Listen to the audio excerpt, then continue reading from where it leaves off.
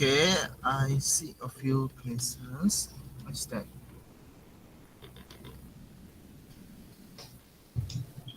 Alright, okay. What's uh bantu untuk kelas ni dah record tak? Okay, okay, dah. Sebab saya ada nampak ada a few of your friends yang dapat tak masuk because of connection problem. So maybe they can go through the recording later on lah. Okay. Right.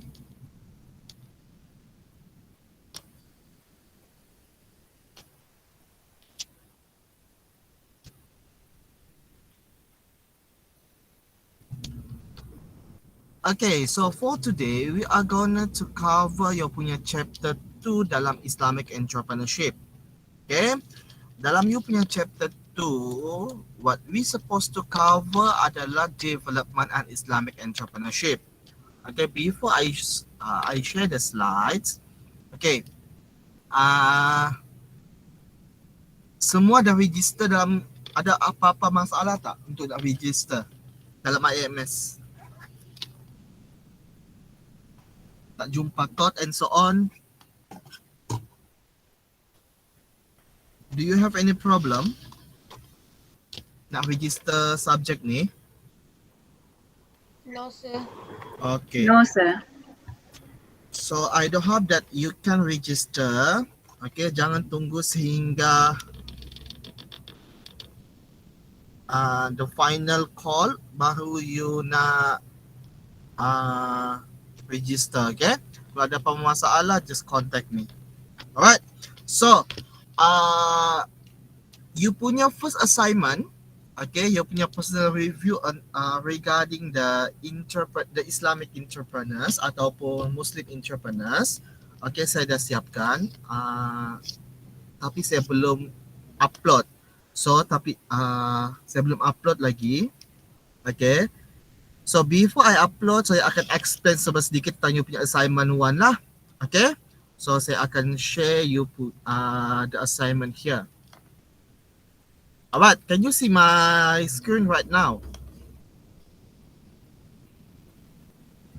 Nampak, sir? Yes, sir. Yes, sir. Alright, so this is your punya individual assignment.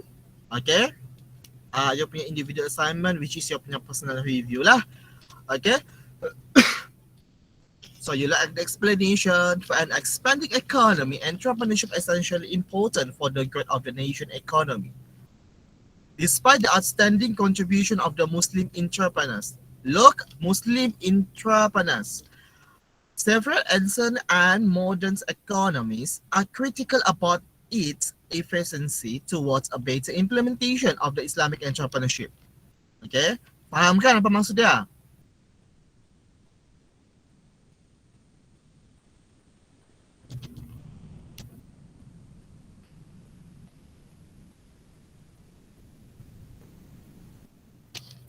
Minta jelaskan. Alright, so maksudnya dekat sini adalah berhubung dengan kewujudan usahawan.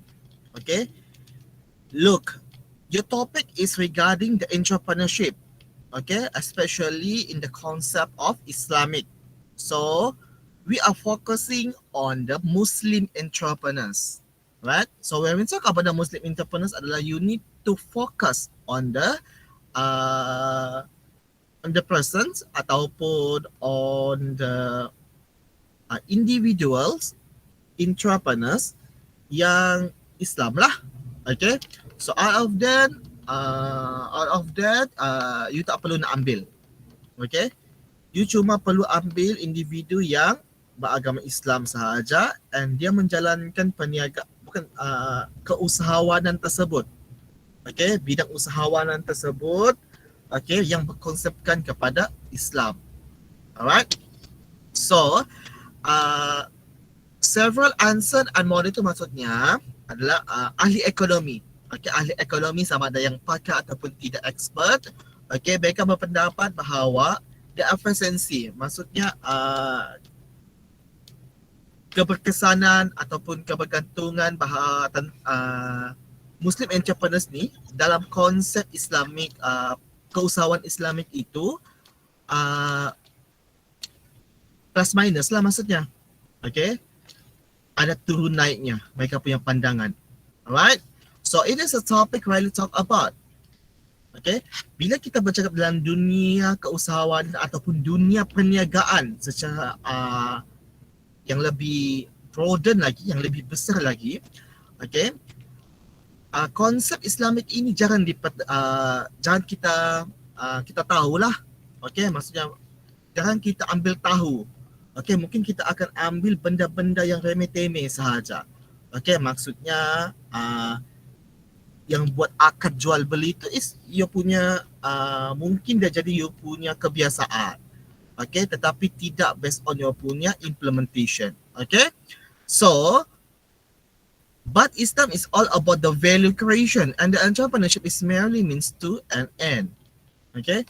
So value-value yang telah ada diterapkan daripada zaman dahulu sehingga kini itu masih kurang untuk dilaksanakan. Okay? Ini introduction sahajalah. Look, our own Prophet Muhammad sallallahu alaihi wasallam was a businessman and entrepreneur. He was someone who created the true value in the world around him, not just through his business, but in the way that he conducted it as well. Okay, dia bukan sahaja baginda bukan semata-mata just memperdendangkan sahaja, mempertontonkan sahaja apa yang nilai-nilai yang baik, tetapi dia laksanakan nilai-nilai tersebut. Okay, that's why ia menjadi tuntutan, ia menjadi sunnah untuk kita laksanakan. So, therefore, as your task, okay, you are personally needed to start your own review about the Muslim entrepreneurs. Maksudnya dekat sini, okay, korang kena nyatakan you all punya pandangan, okay, tentang peniaga Muslim tersebut, tentang usahawan Muslim tersebut, okay. So apa yang you all perlu explain later on adalah the first, pastikan dia adalah usahawan Muslim. The second one, how he or she run his or her entrepreneurship. Macam mana dia melaksanakan dia punya keusahawanan tersebut. Alright. Dan the last but not least is macam mana dia overcome the issue of the non-Islamic based entrepreneurship. Okay, for sure dia punya persaingan hebat. Okay, lagi-lagi bila dia bersaing dengan individu-individu ataupun usahawan-usahawan, okay, yang tidak mempraktiskan, okay, nilai-nilai Islam. Okay, maksudnya yang tidak berlandaskan kepada Islamic concept. Okay, so itu adalah salah satu kekangan yang dia akan hadapi. So macam mana dia cuba untuk mengatasi permasalahan tersebut. So this is the thing that you kena explain dalam you punya video review. Ingat, ini adalah individual video review. Right? So, Muslim entrepreneurship dalam Malaysia sahaja ke se? No. Okay, you boleh pilih daripada negara mana sekalipun. Okay? Look, so apa yang saya perlu tekankan dekat sini, your personal review must not more than 2 minutes. Okay? And your video creativity is compulsory evaluated. The time is ticking, not wasting your time. Okay, tu you boleh baca sendirilah. Okay, your last submission will be your own risk responsibility. Saya tidak akan terima selepas due date yang telah saya tetapkan. Okay, due date dia itu saya akan post dekat Edmodo nantilah. Okay, so do you have any problem about your punya first individual assignment?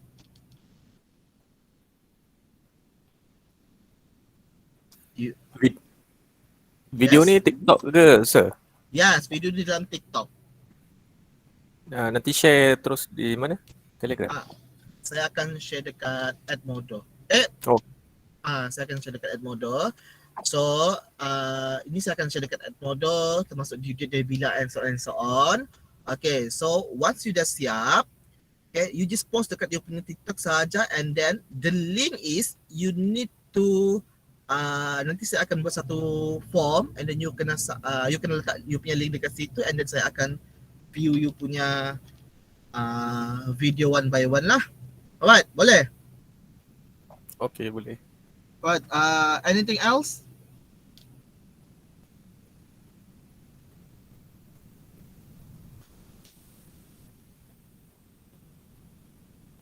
Video mengikut kreativiti ya sir.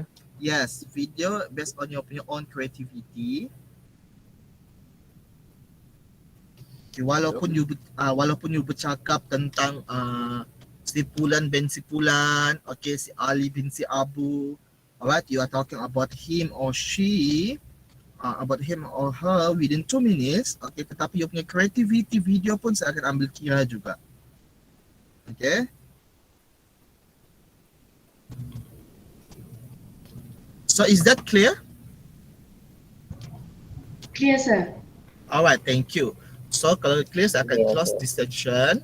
Alright, so we are moving to your punya second chapter. Can you see here? Can you see this?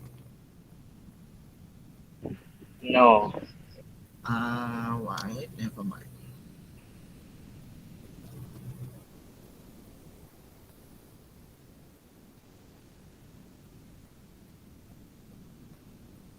Alright, can you see your punya second chapter? Yes, sir. Okay, this is the chapter 2, which is the development and the Islamic entrepreneurship. Okay, I don't know, either you already covered the development section ataupun the subtopic of the development during your punya entrepreneurship syllabus previously ataupun belum. Okay, kalau sudah, macam saya cakap lah, ini just sekadar you punya revision sahaja, and then some of the additional knowledge about the Islamic concept. Okay, so this is the learning outcome. The first one, you are able to define what is the concept of the development. Okay, and then you are able to execute or explain about the approach to the development, especially the conventional methods. Alright, the next one, you are able to briefly explain about the new economic view. Alright, last but not least, you are able to execute or explain about the Islamic perspective of the development. So the chapter 2 regarding basically we're talking about the development of your punya entrepreneurship. Okay, so what is the development? Development can be defined as a bringing about the social change that allow people to achieve their human potential.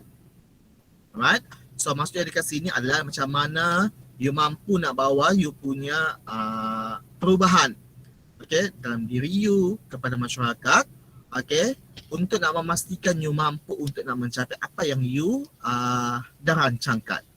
Okay, so when we talk about the entrepreneurship, okay, it's the process of improving the skills and the knowledge of the entrepreneurs through the various training and classroom programs.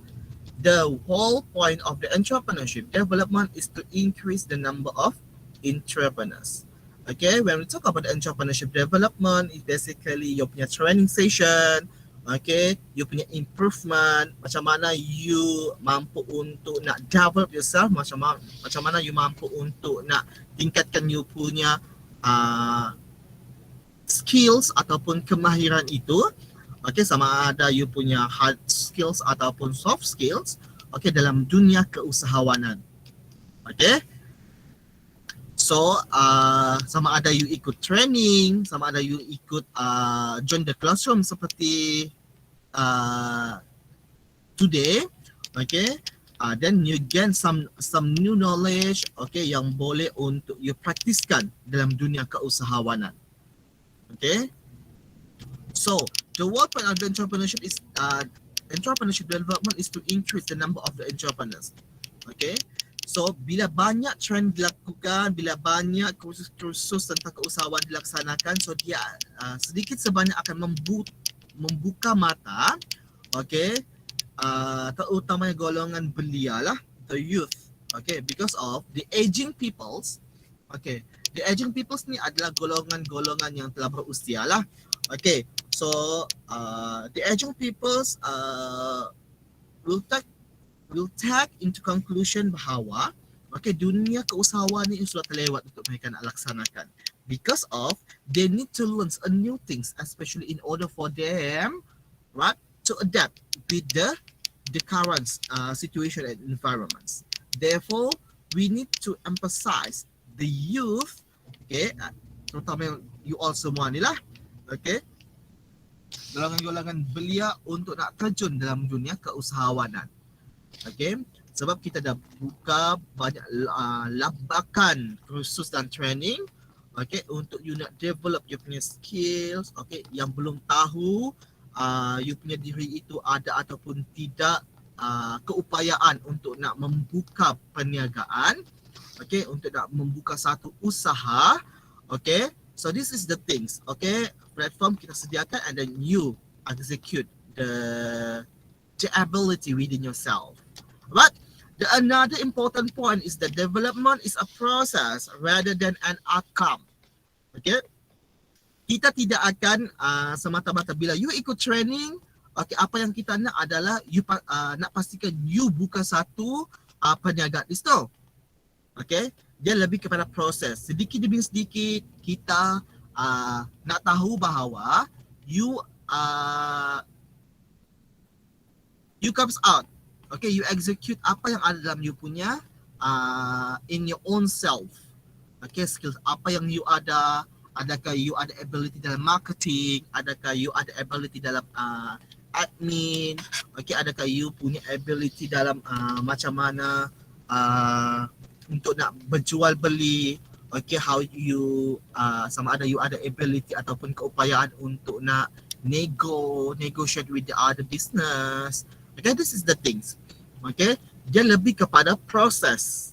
Okay, daripada you null, okay, daripada you kosong sehinggalah you mampu untuk nak tahu, okay, apa you punya kekuatan, what is your punya strength dalam dunia keusahawanan. Okay, sebab bukan bermaksud kita tidak pentingkan the outcome, bukan bermaksud kita tidak peduli ataupun kita tidak ambil kira you punya the end process. Okay, tetapi kita lebih mementingkan, okay, okay, you punya proses, apa yang telah berlaku. This is the things that we call as a development. Okay, peningkatan, macam mana you mampu untuk nak menghasilkan sesuatu, this is we call as a development. It is a dynamic in that it involves a change from one state or condition to another. See, maksudnya adalah daripada you rasa you tidak ada keyakinan untuk nak memulakan sesuatu perniagaan ataupun sesuatu usahawan, okay, satu keusahawanan sehinggalah okay, korang ada keyakinan, okay, sehinggalah korang berfikir terbuka ataupun sehingga korang ada idea-idea yang baik, okay, untuk you jalankan. Okay, this is the things. Okay, ini yang kita maksudkan sebagai development. Alright, so next, okay, we are going to talk about the conventional approach to the economic development. Okay, this is the approach lah yang saya cakap tadi tu. Kita ada 5 approach. Okay, the first one is the qualitative approach. Qualitative approach ni generally a way of thinking about the conducting qualitative research. Okay, maksudnya dekat sini adalah di mana you, okay, qualitative ni adalah you menggunakan data-data yang sedia ada sahaja ataupun you menggunakan secondary data, okay, ataupun you menggunakan data-data yang senang untuk you nak cope ataupun yang you nak dapatkan. Okay, contohnya you dah tahu bahawa nilai harga produk tertentu adalah meningkat ataupun menurun dalam keadaan tertentu. That was the qualitative approach. Okay, itu yang data yang you dapat. Okay, so qualitative approach salah satu approach yang digunakan ataupun kaedah yang digunakan, okay, untuk nak memastikan bahawa satu proses yang membantu untuk develop economy. Okay, so the second one adalah evaluationary approach. Okay, evaluationary approach ni lebih kepada proses. Okay, an evaluationary approach to behavior involve an analysis of a particular recurrent problems faced by the members of a given species and assess across the basis of correlation between the common behavior and the common environmental condition.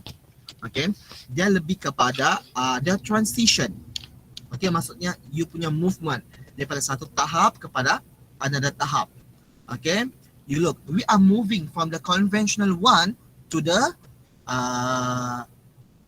new approaches. Okay, for example, okay, kita bergerak daripada industry relation 4.0 dan and right now we are in the middles. Okay, di dalam industry revolution 5.0 IR 5.0. Okay, di mana the implementation of technology itu lebih advance lagi daripada sebelum ini. Okay, kita ambil contoh dalam dunia keusahawanan pertanian. Okay, daripada kita menggunakan daripada tahun 2019. Okay, ini contoh yang saya akan bagi you all. Okay, daripada tahun 2019. Okay, you nampak daripada tahun 2019.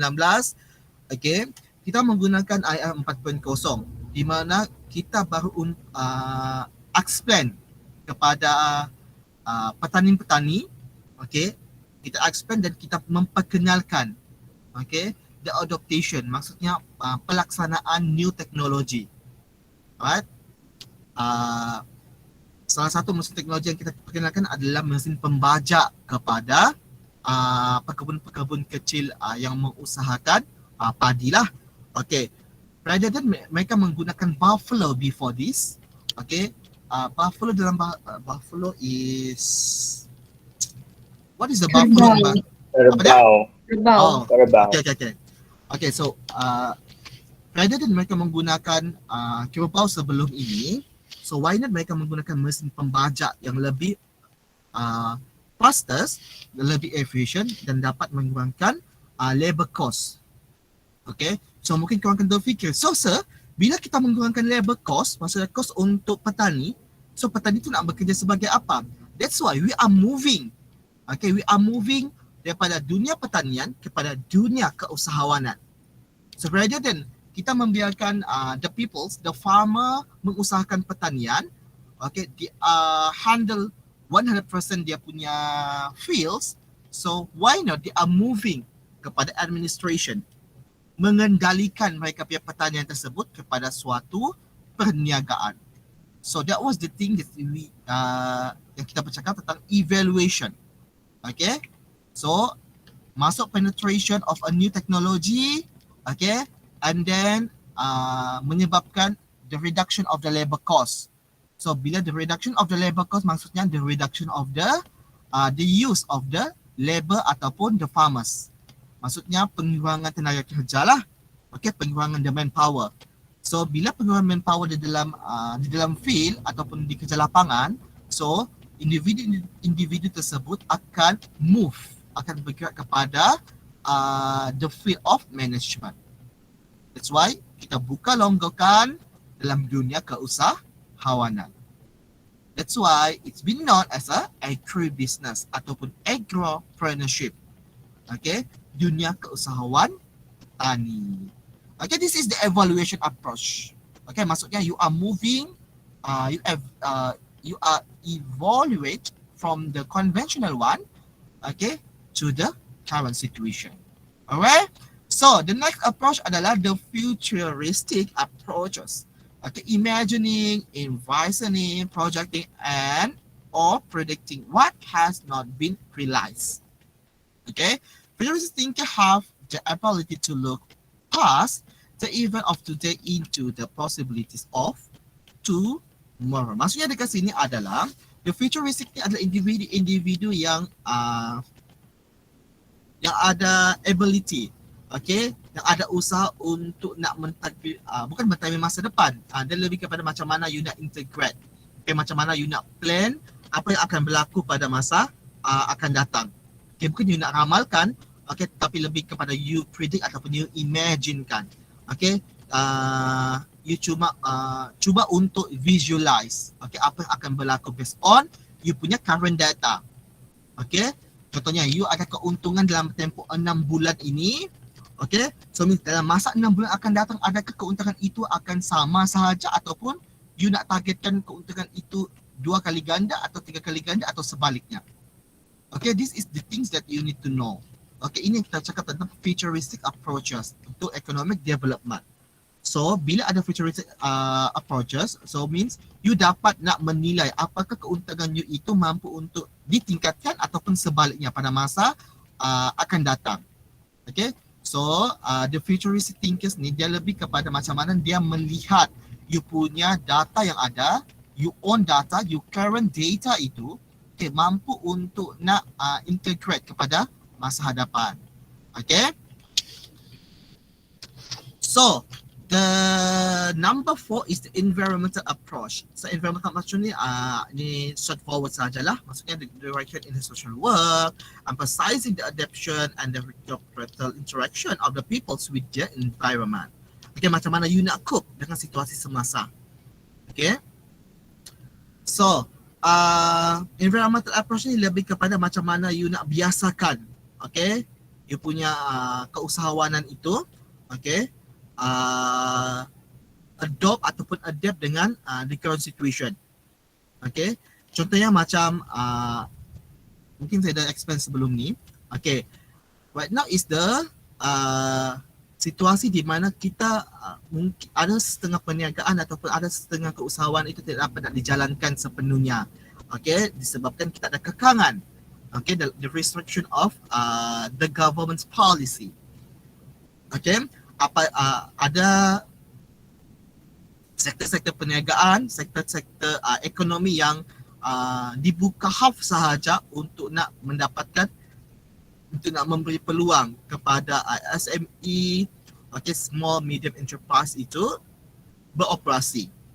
Okay, so bila kita bercakap tentang environmental approach ini, di mana kita nak pastikan bahawa you punya usaha itu, you punya keusahawanan itu, okay, you punya di dalam dunia yang di dalam prospek yang lebih besar lagi adalah you punya perniagaan itu mampu ataupun tidak untuk nak bertindak balas, okay, dengan situasi semasa. Alright, so dulu you jual pakaian, so adakah you masih willing nak jual pakaian dalam situasi pandemik right now? Is maybe yes, tetapi keuntungan you tidak sehebat sebelum pandemik berlaku. Okay, so means if you still stick dan tidak mau keluar daripada you punya zone selesa, so you tidak akan mampu untuk nak mengaut lebih banyak keuntungan lagi. So apa yang saya cuba cakapkan dalam zone selesa adalah, okay, you tidak mahu untuk nak buka minda untuk nak cuba perniagaan yang new. Maksudnya you cuba untuk nak masukkan bisnes yang pelbagai dalam you punya keusahawanan. Okay, this is the things. Okay, maksudnya environmental approach ni di mana you nak cope dengan situasi semasa. So do you have any question? So far, do you have any question?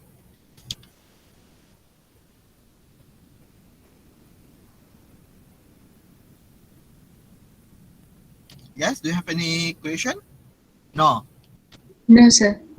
Okay.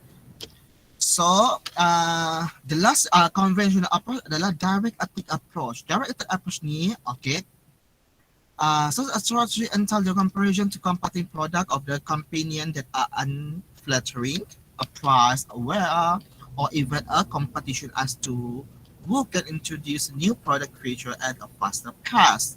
Okay, direct attack ni lebih kepada macam mana you nak pastikan bahawa bukan you nak pastikan, ini salah satu kaedah di mana you gunakan secara cepat, okay, tetapi dia lebih dalam bahasa kasarnya dia lebih crucial lagi lah, okay, daripada strategic, because of you kena gunakan data yang betul-betul ada untuk nak menjatuhkan you punya, bukan nak menjatuhkan, untuk nak melawan you punya pesaing, okay, untuk nak overtake you punya pesaing, okay, untuk nak overtake you punya pesaing-pesaing dekat luar sana lah.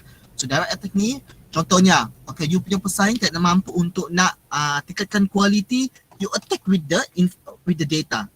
Sebab you dah dapat data, sebab you pergi untuk research, okay, you pergi kaji apa you punya pesaing-pesaing itu dapat lakukan dan tidak dapat lakukan.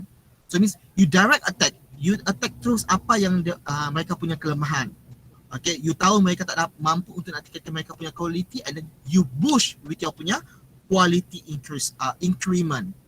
Okay, you tingkatkan you punya quality, that's why Okay, you mampu untuk nak tingkatkan you punya economic development. You mampu untuk nak tingkatkan you punya keusahawanan tersebut. Dan secara tidak langsung you mampu untuk nak tingkatkan you punya ekonomi dalam you punya perniagaan tertentu. Okay, this is we talk about the direct attack. Okay, you attack direct kepada kelemahan yang ada pada you punya competitors. Okay, so this is adalah kelima-lima conventional approach yang you yang keep on be talking. Okay, how the approaches contributes to the economic development. Okay, the next one, the new economic view of the development. Okay, when we talk about the new economic view adalah, this is the new approach. Okay, known as a science capability approach. Okay, Sisen punya lah. Development is not just about the increasing the availability of the commodity. Okay, tetapi expanding the capabilities of individuals to use these commodities and enhancing the freedoms of the choice of the peoples. Okay, bagi pendapat Sisens ni, okay, dia cakap development tu bukan semata-mata untuk nak meningkatkan sesuatu benda. Okay, sama ada you nak tingkatkan you punya skills and so on, tetapi lebih kepada macam mana you nak tingkatkan you punya produk. Okay, macam mana you nak pastikan bahawa you mampu untuk nak tingkatkan you punya produk, and then you mampu untuk nak tingkatkan you punya keuntungan. Okay, the core value development. So this is the new developments. Okay, the sustenance. Sustenance is the ability to meet the basic needs of a people. Okay, all people have certain basic needs without which life will be impossible. These basic needs include the food, shelter, health, and the protection. People should have access to these basic needs. Okay, so for sense ni, okay, for sense capability approach ni, salah satunya adalah macam mana you nak, okay, supply, okay, sesuatu produk ataupun you punya keusahawanan itu, okay, you punya hasil perniagaan itu adalah mampu untuk nak memenuhi, okay, kriteria yang diperlukan oleh manusia secara amnya. Okay, maksud sini adalah basic needs. You nampak basic needs apa? Makanan, shelter, kesihatan, okay, keselamatan, and you punya security lah, your life security. That was the things. Okay, sustenance ni maksud dia. Okay, so kalau you nak tingkatkan development, okay, you tak perlu lagi untuk nak direct attack, kolonial, okay, ini pandangan Sisens lah, okay. You tak perlu lagi untuk nak cari tahu sama ada you punya perniagaan itu mampu ataupun tidak untuk nak cope dengan situasi situasi semasa, tetapi apa yang you perlu ambil tahu adalah you mampu ataupun tidak untuk nak membekalkan apa yang diperlukan oleh manusia.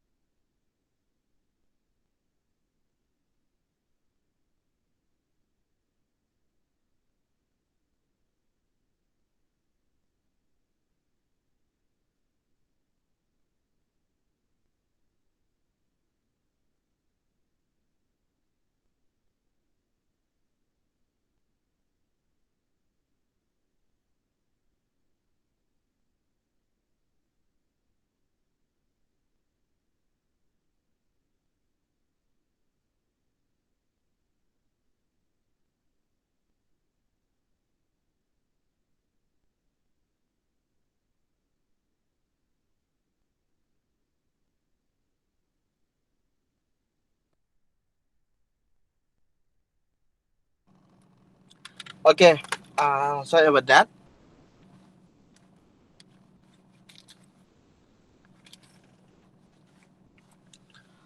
Alright, so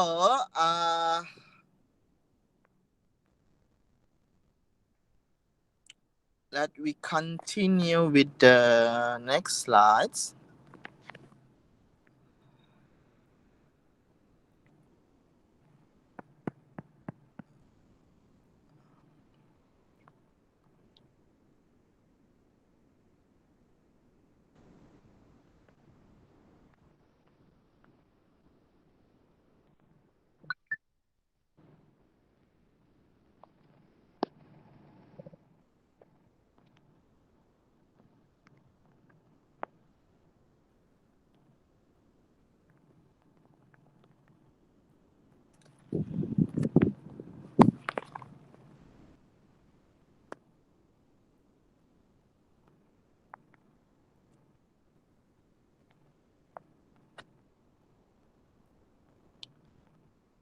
Alright, can you see my slides?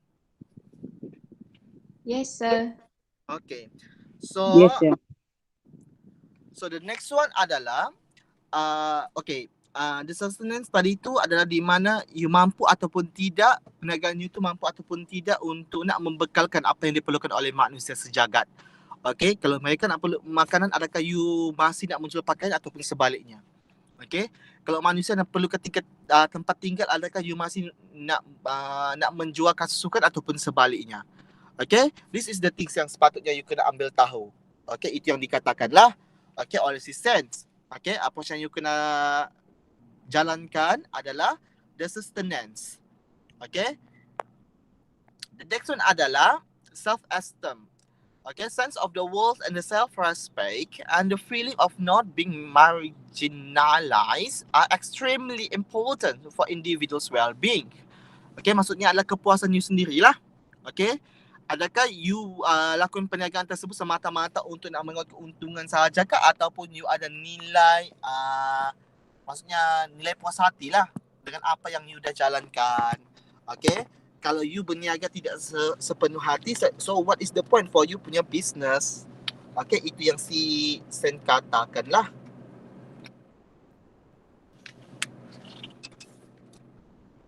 Okay, so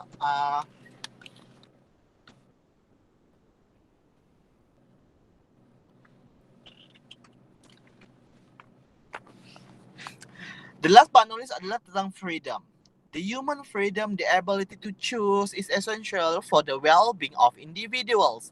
The freedom involves an expanded range of the choices for the society, economic and political. Okay, kebebasan you nak pilih apa yang you nak jual, okay, kebebasan apa you nak lakukan, strategi you, okay, tak perlu nak ditekan-tekan. Okay, you nak lakukan strategi ini tapi tak boleh berkekangan dengan apa yang telah dilakukan. Okay, this is the things yang perlu kita ketahui. Okay, ini yang perlu kita salah satu kaedah yang you perlu lakukan adalah you kena tahu apa yang you rasa you selesa untuk nak buat. Okay, you love to do. So untuk nak you rasa tak tertekan bila you lakukan perniagaan tersebut. This is the things. Okay, ini adalah core of the approach. Okay, kaedah yang perlu sepatutnya dilakukan. Okay, kita tidak perlu lagi untuk nak melihat the previous punya data in order for you, okay, untuk nak tahu sama ada, okay, you punya perniagaan itu mampu untuk nak sustain ataupun sebaliknya. Alright, so this is the view, the new economic view of the development. Okay, so far clear?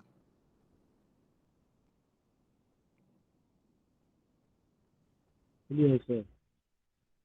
Alright, so we are moving to the next slide, okay, which is the social indicators as alternative measures of development. Okay, maksudnya dekat sini adalah apakah pula, okay, social indicators untuk nak mengukur satu proses development. The first one adalah normative welfare indicator. You nampak dekat situ?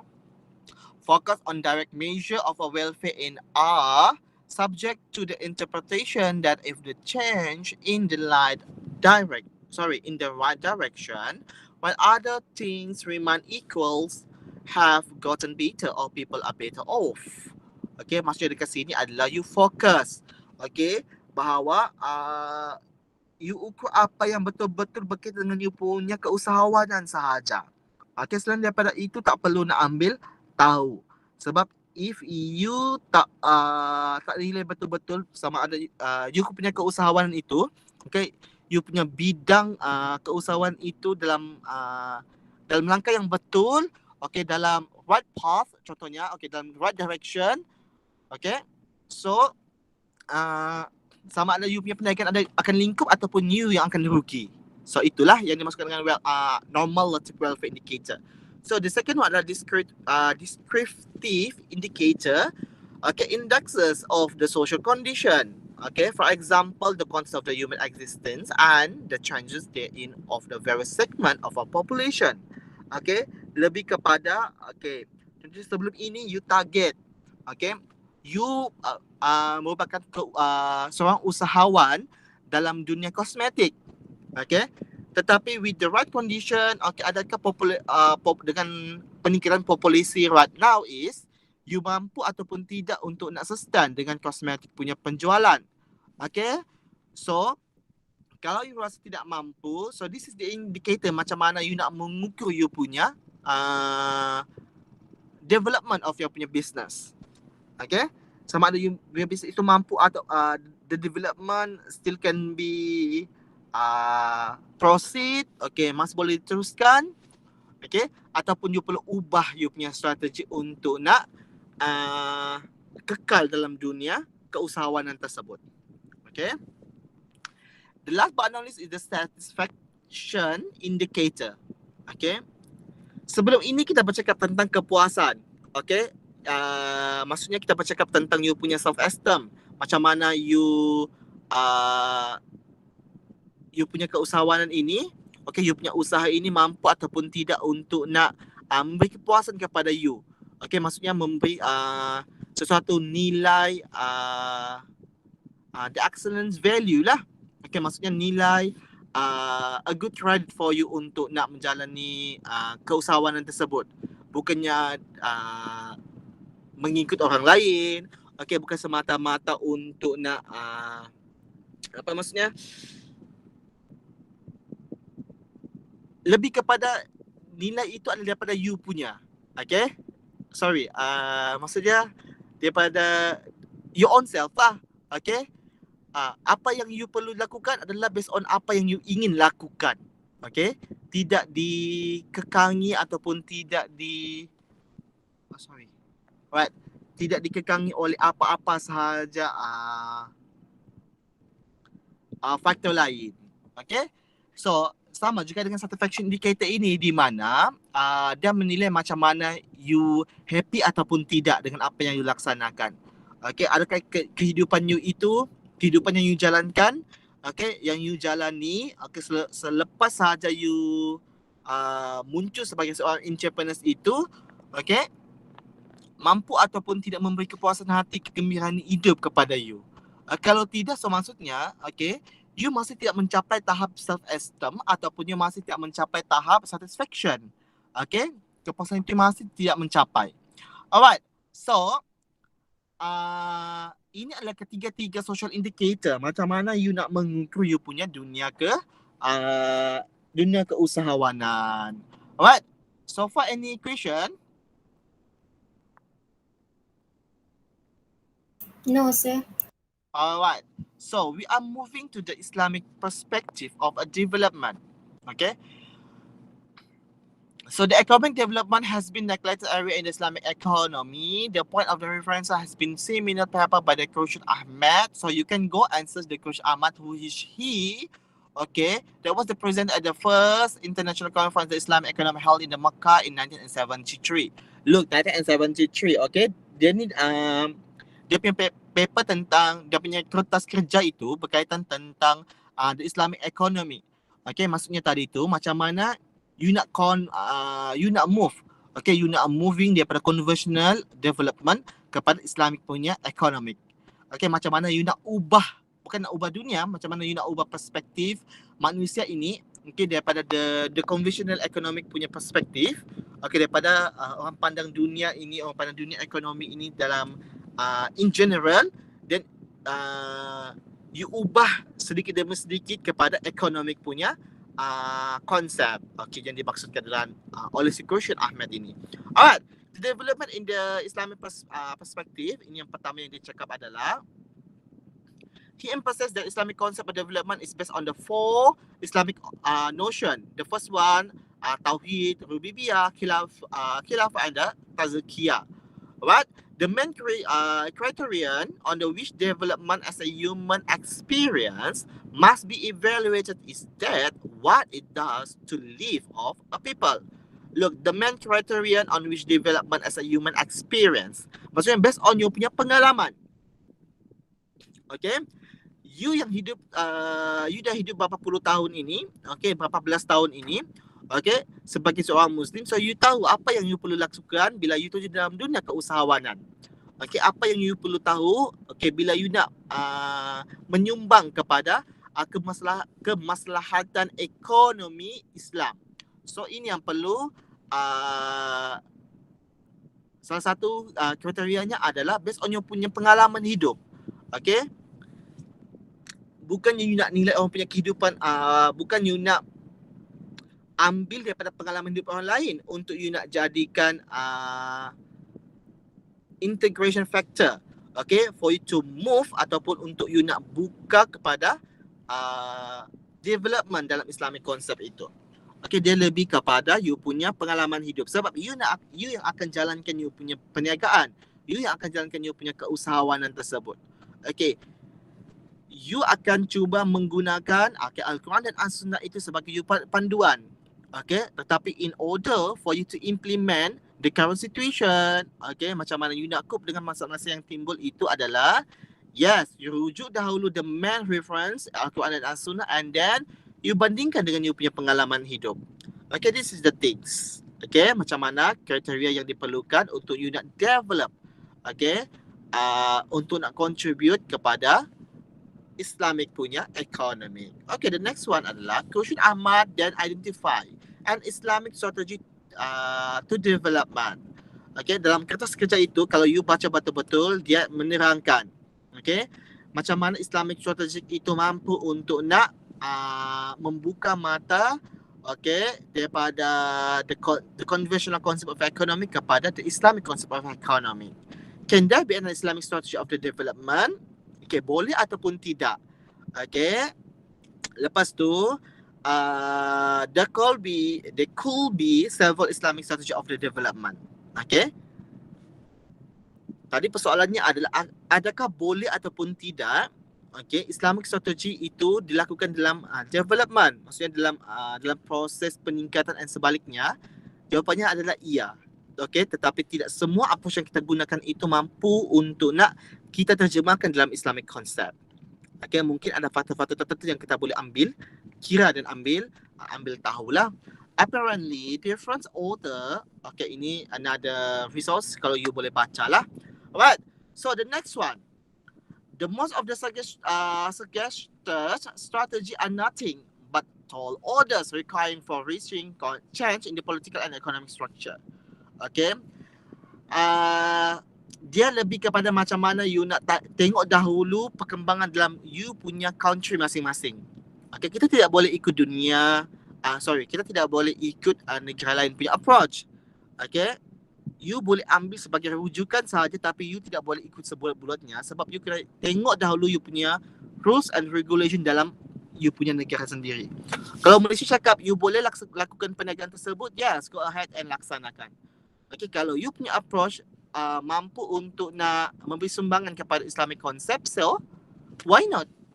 Okay, so till such time this discharge occur, this strategy constitute mere academic exercises. That's why, okay, the Islamic entrepreneurship ataupun the entrepreneurship keep on the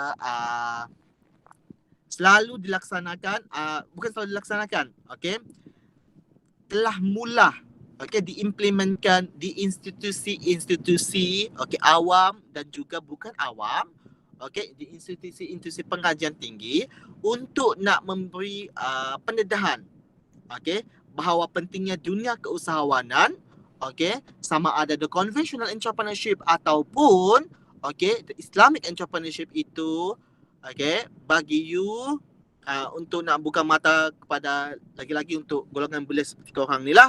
Okay, terjun dalam dunia keusahawanan. Okay, later on in the future, you dah tak terfikir panjang lagi sama ada you nak you bukan salah satu contributor. Maksudnya you bukan salah satu penyumbang kepada peningkatan kadar pengangguran belia di Malaysia pada masa akan datang, because of you dah mampu untuk nak independence. Okay, so that was the things yang kita cakap, academic exercises. Okay, kita bawakan this kind of input dalam dunia pendidikan untuk nak memberi expose, untuk memberi pendedahan kepada korang semua bahawa betapa pentingnya dunia keusahawanan pada masa akan datang. Alright? So, the development has remained a neglected area for too long. Okay? Sebab kita masih takut, kita masih tak mampu untuk nak move daripada kita punya zon selesa itu kepada zon yang lebih, bukan maksudnya memang betul lah zon yang tidak selesa ataupun zon yang tidak selamat. Okay, tetapi untuk apa? Untuk nak meningkatkan kita punya proses development. Untuk nak memastikan bahawa kita mampu untuk nak mengaut lebih baik keuntungan dan kita mampu untuk nak mengustakbir risiko yang timbul pada masa akan datang. Lately, the researcher in the area have been turned their attention to it. The publication about the scholarship, you can go and googling, okay, di dalam Google Scholar, okay, you find out the Islamic entrepreneurship ataupun the Islamic businesses, and then you can find out a bundle of the article about the Islamic entrepreneurship itself. Okay, you tak perlu risau lagi tentang dunia keusahawanan ini telah terjamin sustain dalam dunia, dalam Malaysia itself. Alright, so the Islamic value and the development value. So, the rational approach, self-interest, sanctity of the private property, the private motive, negation of the parochial approach are identified as some of the development values. Alright? Meanwhile, the Islamic emphasizes a universal and a human approach in all matters concerning the human beings. It enjoins the justice and the fairness in the human dealings, it encourages the rational inquiry and the freedom of the action. Okay, dalam the development values ni lebih kepada macam mana you nak meningkatkan you punya keuntungan, macam mana you nak make you punya business tu lebih besar lagi, okay, untuk you mampu untuk nak membacakan rekod dunia and so on. Tetapi bila kita bercakap dengan Islamic concept, dia lebih kepada nilai kemanusiaan tersebut. Okay, macam mana you nak menjalankan keusahawanan tersebut dalam nilai-nilai yang telah ditetapkan dalam Al-Quran dan As-Sunnah. Okay, other than that, okay, you need to refer back to your punya pengalaman hidup. Okay, kalau selama ini you menjalankan kehidupan dengan mengamalkan nilai-nilai yang baik, so there is no problem for you untuk nak integrate dengan the Islamic concept of entrepreneurship. So itu yang dimaksudkan tentang Islamic value and the development value of the Islamic development. Okay, so apa yang you all boleh ambil tahu? Okay, what we can learn from the history ataupun the previous punya situation adalah the scientific revolution. The scientific revolution contohnya macam daripada kita tidak menggunakan teknologi sehinggalah kita menggunakan teknologi, daripada kita tidak tahu apa itu the integration of the laboratory makmal, sehingga kita tahu macam mana nak menggunakan makmal untuk nak proses satu benda lebih cepat dan lebih jitu lagi. Lepas tu increase in the productivity per worker. Okay, bekerja satu hari 8 jam. Okay, misalnya sebelum ini before the implementation ataupun adaptation of the IR 4.0, okay, jam kerja 8 jam tetapi mampu untuk menghasilkan 4,000 unit sahaja. Okay, tetapi selepas adaptation, Industry Relation 4.0 telah boost kepada 10,000 unit per day. Okay, maksudnya dalam tempoh 8 jam waktu bekerja. This is the things yang perlu kita ambil tahu. Okay, so the role of the institution and the policy. Macam mana institusi-institusi ini kita expose kepada you, okay, kita educate you apakah kepentingan dunia keusahawanan untuknya terjun dalam dunia tersebut. Alright? Dan apa pula polisi-polisi yang perlu you ambil tahu. Maksudnya you perlu ambil license ataupun tidak. Okey, perniagaan apa yang you perlu jalankan? Okey, adakah ini halal ataupun tidak? Adakah ini perlu dibolehkan ataupun tidak? That was the policy that you need to know. Alright? So the some of the Muslim countries have shown dynamisms in the different paths establishing the new development institution. Contohnya, tabung haji in Malaysia and the Grameen Bank in the Bangladesh may be cited as an examples. Okay, tabung haji in Malaysia, for sure, you know what is tabung haji in Malaysia. Okay, and the Grameen Bank di Bangladesh adalah salah satu examples macam mana mereka menggunakan the dimension of the development Islamic concept itu, okay, dalam dunia dalam dunia perniagaan lah secara amnya. Okay, do you have any question?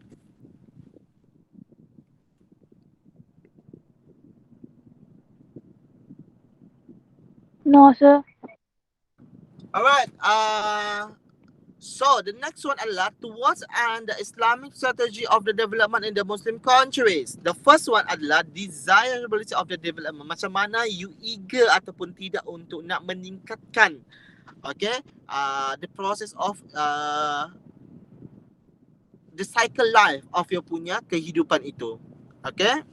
Lepas tu the ingredients of the Islamic strategy, apakah yang maksudnya nilai tambah yang perlu ada, okay, the application of the modern science and technology, okay, untuk nak memastikan, okay, untuk nak membolehkan kita bergerak lebih pantas, okay, hasil yang dilakukan itu lebih berkualiti, okay, jam kerja lebih bermanfaat, okay, the efficiency and the effectiveness of the work itu lebih terjamin and so on. So this is why we need to apply, okay, the modern science and the technology dalam kita punya dunia keusahawanan. Alright, the investment in the human capitals. Okay, macam mana kita nak memastikan bahawa kita punya manpower itu bekerja dengan sepenuh hati, okay, bukannya dipaksa-paksa, okay, bukannya semata-mata untuk nak memuaskan hati golongan-golongan atasan sahaja. Okay, the balance between the market and the state. Okay, maksudnya dekat sini adalah kita kena pastikan bahawa apa yang kita hasilkan itu mampu untuk nak seimbang lah. Okay, jangan you hasilkan lambakan tetapi tidak mampu untuk nak menjual you punya produk. Alright, so the last but not least is the role of the Islamic institution. Okay, macam ni lah. Okay, macam you semua sebagai student diploma haji dan umrah, how you integrate your punya diploma levels, okay, with the best concept of the Islamic, okay, and then you go out there and then you implement what have you been learned, okay, throughout the 3 years, okay, during your diploma stations, okay, and then you granted, okay, you granted all the things, okay, and then you make a chance. Even though it's a very tiny chances pun, walaupun sedikit walaupun perubahan yang kecil pun, okay, you mampu untuk nak mengubah dunia keusahawanan yang bukan berlandaskan kepada Islamik kepada dunia yang berlandaskan kepada Islami.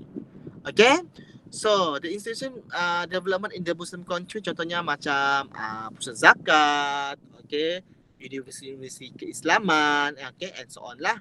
Right, so that's all for the chapter 2. Do you have any question?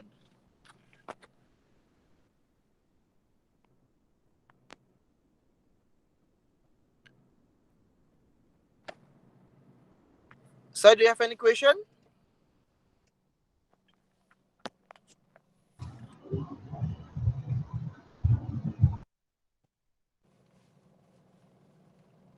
Sir, Yes. so actually for the strategy, right, we can choose our strategy based on data of our competitors semua tu lah. Apa tu saya tak dengar lah. Ya.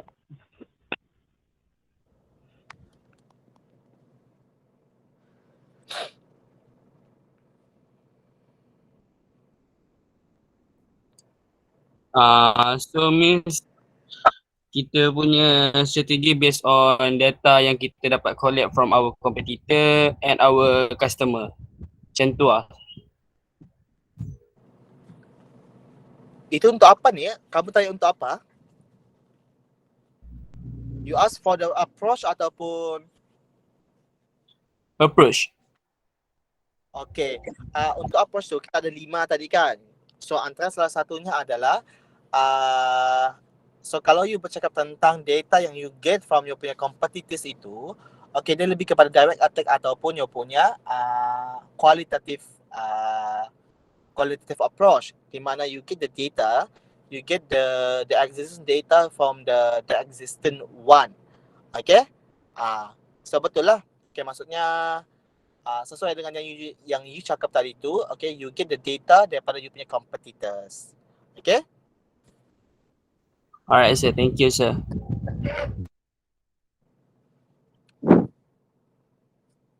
So anything?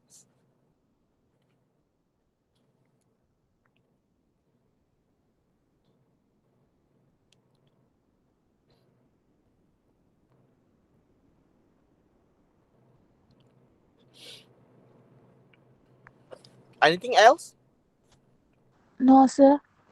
No, sir. Alright, okay.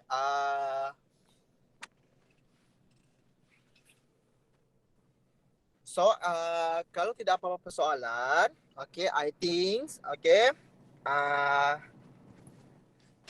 that's all for the class for today lah. Okay, I do hope that you understand what I have been deliver to you. Okay, kalau tidak faham ataupun you still masih after this, you go through the slides first. Okay, kalau ada persoalan yang berbangkit, you can ask in the next class. Okay. Okay, baik, sir. Sir, chapter 2 belum ada dalam Edmodo Ya.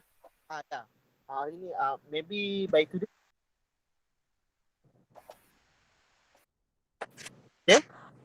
Apa dia sir tadi? Saya akan upload by today lah. Oh, okay. Okay. Thank you. Saya upload sekali you punya assignment. Okay, sir. Okay. So I think that's all from me. Okay, kalau tidak apa-apa soalan lagi, I can leave you here lah. Okay. So that's all from me. Thank you for attending the class. Okay. Assalamualaikum and very good morning. Thank you, sir. Waalaikumsalam, sir. Thank you, sir. Thank you, sir. Thank you, sir. Thank you, sir. Thank you, sir. All right.